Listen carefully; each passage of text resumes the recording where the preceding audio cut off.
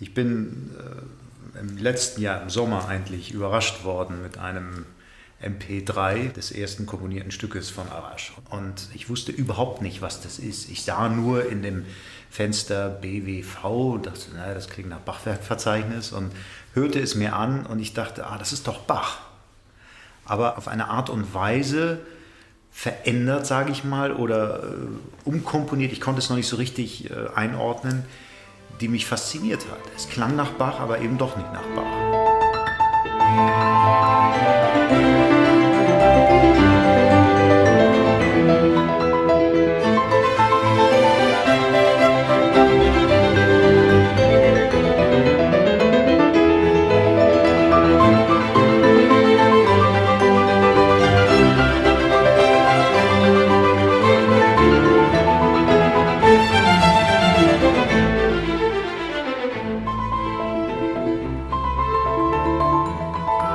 Über Bach sind Neukompositionen über Musik von Bach für Klavier, Vibraphon und Orchester.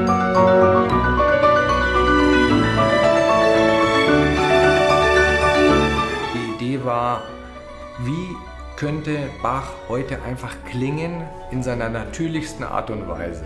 Es sind Stücke drin, die sich näher an den Bachtext halten, und es gibt Stücke, die entfernen sich viel mehr vom Bachtext. Aber diese Stücke sind nie gebrochen.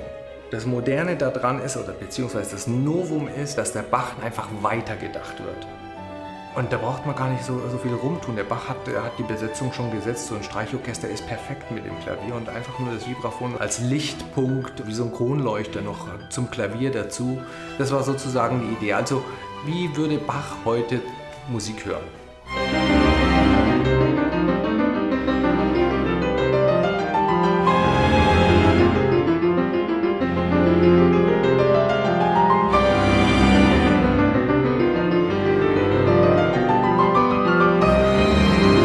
Es ist eine Herausforderung, dieses Werk zu spielen, genauso wie Bach eine Herausforderung ist. Mir war von vornherein klar, als ich dieses erste Beispiel hörte, da müssen also auch im Orchesterbereich Leute sitzen, die wirklich erfahren sind, die gut sind, die eigentlich alles spielen können. Und mit Pascal Schumacher als sozusagen zweiten Solisten im Boot ist ein wirklich hochspannendes Gesamtkunstwerk entstanden.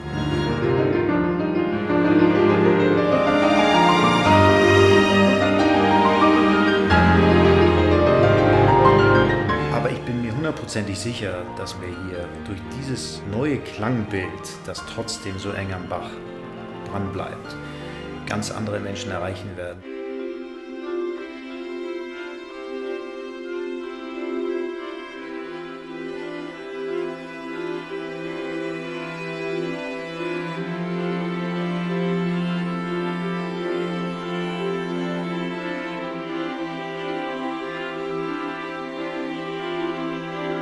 Ich glaube, über die CD kann man Bach einfach neu erkennen, so wie man ihn vorher nicht neu hören konnte. Ganz einfach, weil man Bach hört, ohne Bach zu hören.